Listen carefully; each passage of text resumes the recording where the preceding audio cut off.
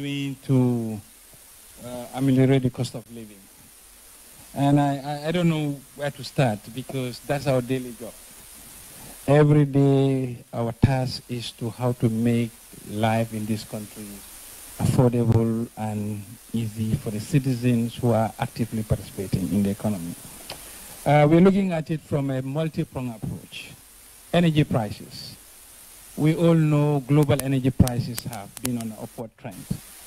And Gambia has been one country that has continued to be a cushion between the market forces of high energy price and the citizenry.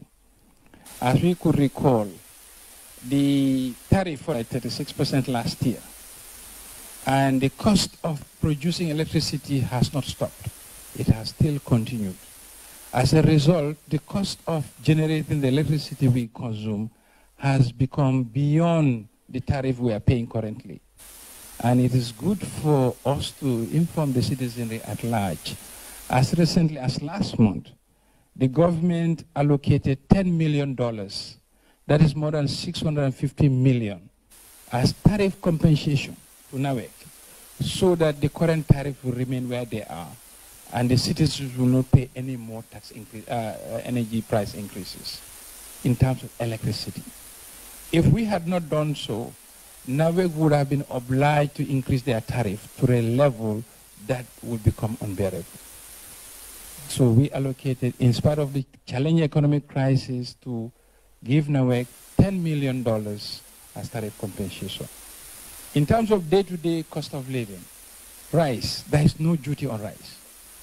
When you import rice, it's your CIF banjul only and your transaction cost to clear your goods. There is no duty. That's why you will see a bag of rice in the Gambia is cheapest in the region. And I'm sure, yes,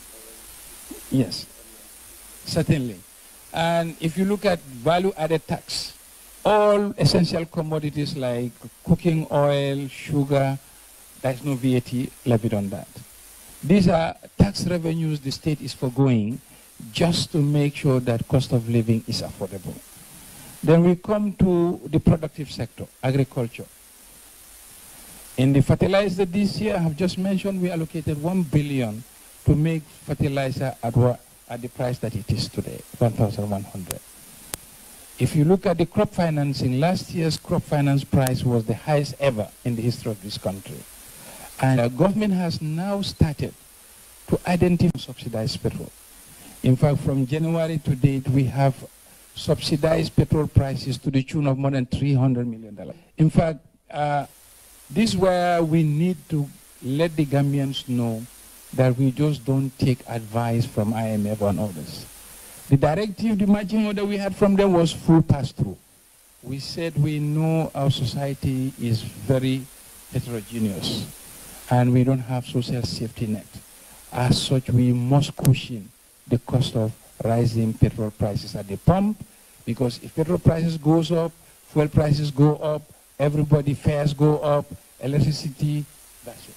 So there is not a month where government will not subsidize. So every Gambian should know that if you buy petrol at the pump for $80, know that government is paying on your behalf $3 extra for you to be able to get that petrol at 80. That's one area we're doing. And when it comes to the people like the Badwunkas, for the flour, bread has not crossed $10 for the longest, simply of government initiative and policy. Government has given special investment certificate to the flour manufacturers. They don't pay any taxes so that their costs will be affordable and they can sell flour at affordable prices so that the Badwunkas can afford price at $10. So that's not it. I'm not done. This we're doing a lot. This is our day-to-day work, and this cost of living is not unique to Gambia. If you come to education, Gambia government is providing free education from kindergarten to grade 12. Imagine that was not there. That would have displaced your income.